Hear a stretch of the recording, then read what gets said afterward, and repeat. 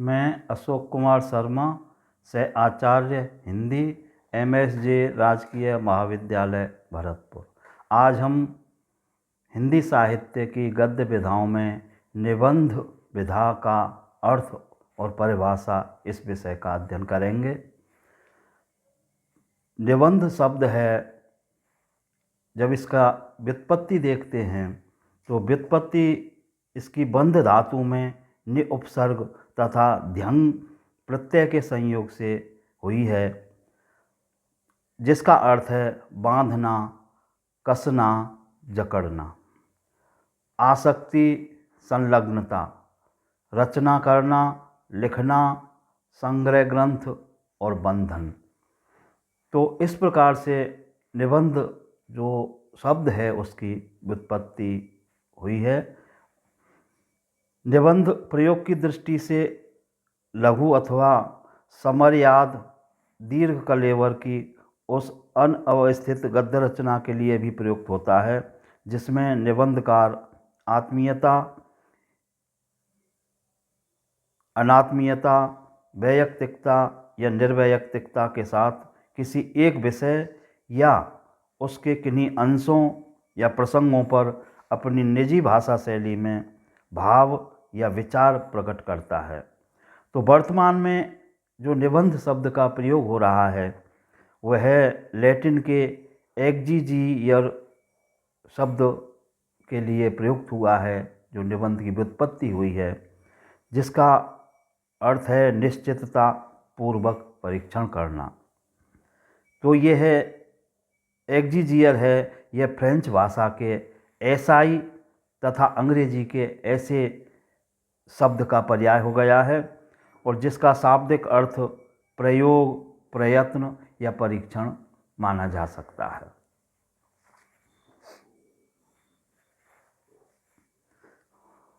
इसकी निबंध की परिभाषाएं भी दी हैं पाश्चात्य विद्वानों ने और भारतीय या हिंदी के विद्वानों ने। तो पाश्चात्य विद्वानों में माइकेल द मानते ने निबंध के बारे में कहा है कि ये मेरी भावनाएं हैं, इनके द्वारा मैं स्वयं को पाठक के समक्ष प्रस्तुत करता हूँ। अर्थात निबंध में जो कुछ लिखा है, निबंधकार रहे हैं इन्होंने, और भावनाओं को प्रमुखता दी है, जो पाठक के समक्ष अपनी भावनाओं को प्रकट करते हैं। अगले जॉनसन हैं, इन्होंने कहा है कि मुक्त मन की मौज, अनियमित अपक्व सी रचना, ना कि नियमबद्ध और व्यवस्थित कृति, इसके लिए निबंध माना है। अर्थात निबंध की विशेषताएं उन्होंने कही हैं कि ये मुक्त मन की मौज जो होती है, आनंद की अवस्था होती है, और बुद्धि है वह अपक्व सी होती है, ज़्यादा परिपक्व रचना नहीं मानी जाती है, और ना ही निबंध में कोई नियमबद्धता होती है, कोई शास्त्र होता है इसका कि इस प्रकार से निबंध लिखा जाना चाहिए। तो जॉनसन ने इस प्रकार की जो कृति है उसके लिए निबंध माना है। अगले आसवर्ण हैं, इन्होंने कहा है कि किसी सामाजिक विषय पर हल्के गपशप के अंदाज में लिखा गया लेख निबंध होता है। तो सामाजिक विषय है, तो इसमें विषय स्पष्ट होता है कि निबंध का विषय है, ये सामाजिक मानते हैं, और हल्का अंदाज होता है, अर्थात कोई दीर्घ या गंभीर रचना ना हो करके हल्की फुल्की रचना को इन्होंने निबंध माना है। इसी क्रम में फोब्बे हैं पाश्चात्य विद्वान, उन्होंने लिखा है कि जिस लेखक में ना तो प्रतिभा है और ना ज्ञान वृद्धि की जिज्ञासा, वही निबंध लेखन में प्रवृत्त होता है। इसी प्रकार वही पाठक निबंध पढ़ता है जो वैविध्यपूर्ण और हल्की रचनाओं में आनंद लेता है। तो इसमें भी प्रतिभा की आवश्यकता नहीं मानी है और ना ही ज्ञान वृद्धि की, ज्ञान की आवश्यकता भी नहीं मानी है। हल्की फुल्की चीज़ को ही इन्होंने निबंध माना है, और पाठक भी जो निबंध के पढ़ने वाले होते हैं वो भी हल्के पाठक होते हैं, ज़्यादा गंभीर पाठक नहीं होते हैं। अगले अलेक्जेंडर स्मिथ हैं पाश्चात्य विद्वान, इन्होंने कहा है कि साहित्य विधा के रूप में निबंध इस रूप में गीत काव्य से साम्य रखता है कि वह किसी केंद्रीय भाव स्थिति के आधार पर गठित होता है, जो गंभीर या व्यंग्यपरक अथवा किसी झोंक के रूप में हो सकती है। तो इन्होंने निबंध की मूल स्थिति को माना है कि केंद्रीय भाव होता है जिससे लेखक आंदोलित हुआ है या उसके मन में उस घटना ने या वस्तु ने कोई छाप छोड़ी है, और उस स्थिति को केंद्र बना करके अपने भावों को प्रकट करना निबंध को माना गया है। यह व्यंग्यपरक रचनाएं मानी गई हैं और किसी झोंक के रूप में, अर्थात एकाएक किसी विचार से आंदोलित होकर के लिखी जाती हैं। पहले से निबंध लिखने के लिए कोई आवश्यक तैयारी या अध्ययन की आवश्यकता इन्होंने नहीं मानी है। अगले विद्वान संत व्यय हैं।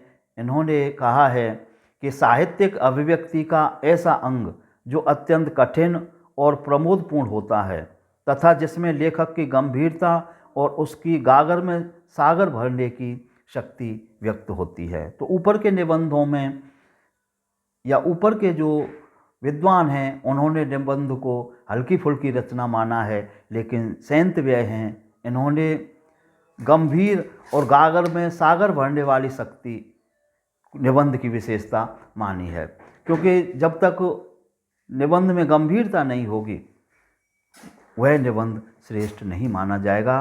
तो यहाँ आकर के निबंध को गंभीर कृति के रूप में और इन्होंने माना है। अगला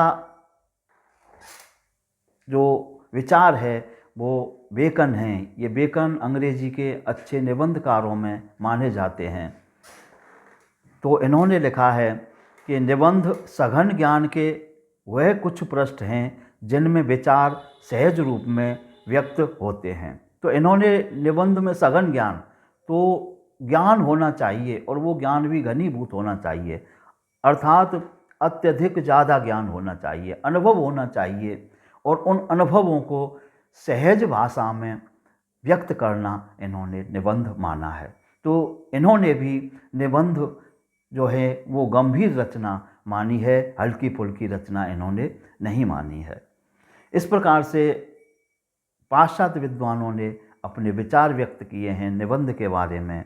हिंदी के विद्वानों में आचार्य रामचंद्र शुक्ल हैं, तो उन्होंने निबंध के बारे में परिभाषा दी है, यदि गद्य कवियों की कसौटी है तो निबंध गद्य की कसौटी है। भाषा की पूर्ण शक्ति का विकास निबंधों में ही सबसे अधिक संभव होता है। तो यहाँ आकर के ये कहा गया है कि गद्य की जो या कवियों की कसौटी है वह गद्य है, अर्थात जितना समर्थ गद्य लिखने वाला होगा वह उतना ही अधिक चिंतक और कवि या साहित्यकार माना जाएगा।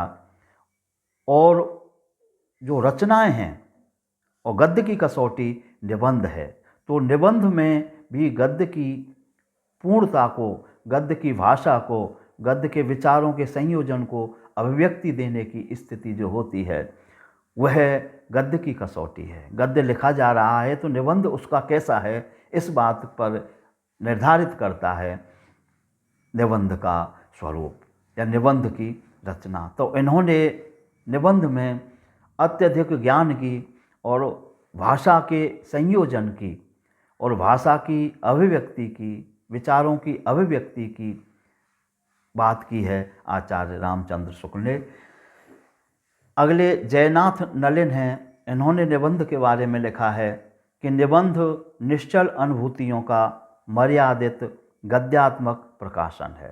तो निश्चल अनुभूतियाँ होती हैं, उनमें कोई छल कपट नहीं होता है। जैसा अनुभव कर रहा है निबंधकार या लेखक, उन अनुभूतियों को और गद्य रूप में प्रकट करना, अभिव्यक्त करना ही इन्होंने निबंध माना है। बाबू गुलाब राय हैं जो हिंदी के समर्थ आलोचक माने जाते हैं।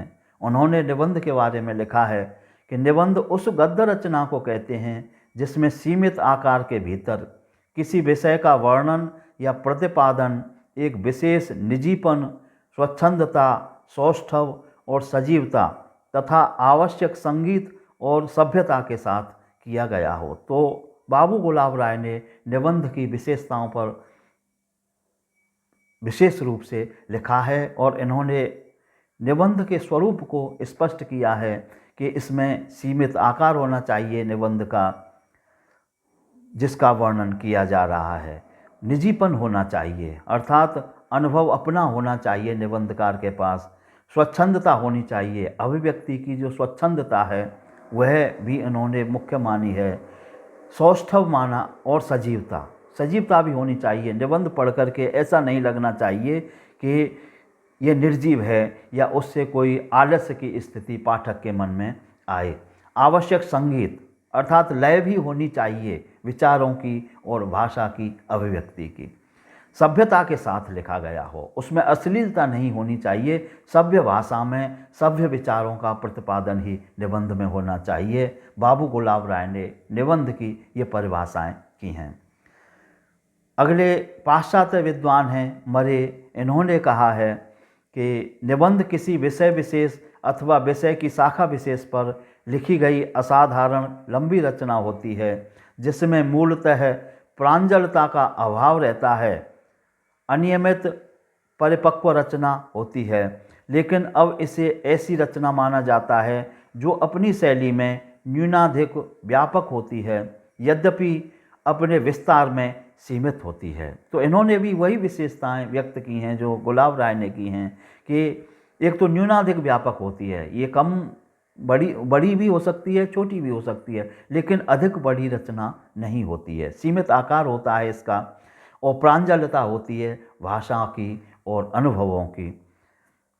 अपरिपक्व अनियमित परिपक्व रचना होती है, तो नियमितता इसमें नहीं मानी गई है, लेकिन परिपक्व रचना या विचारों की परिपक्व अभिव्यक्ति मरे के अनुसार निबंध की विशेषता मानी जा सकती है।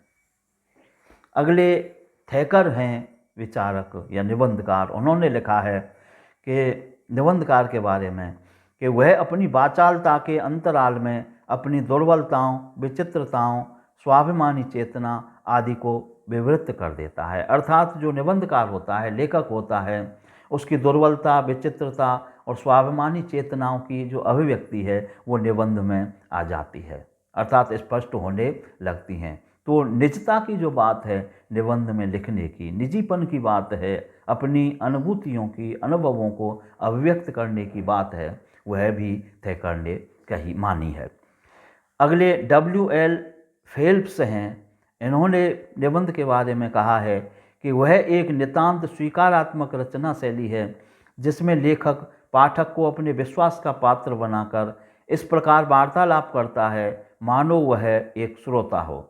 वह सामान्य तत्वों के संबंध में भी इस प्रकार बातें करता है जैसे कि यह बहुत ही महत्व एवं सुरुचिपूर्ण हो। वह उसमें वक्ता मनोभावों में रोचकता की प्रतिष्ठा करता है। तो इसमें वक्ता और श्रोता का संबंध माना है W.L. फेल्प्स ने कि निबंध में वक्ता श्रोता का संबंध होता है, निबंधकार वक्ता होता है और पाठक श्रोता होता है। तो जैसे कोई व्यक्ति बात करता है किसी व्यक्ति से, उसी तरह से निबंध में पाठक से बात की जाती है। तो वार्तालाप जो होना निबंध में, वार्तालाप की शैली होना निबंध में, ये ज़्यादा प्रमुख रूप से मानते हैं।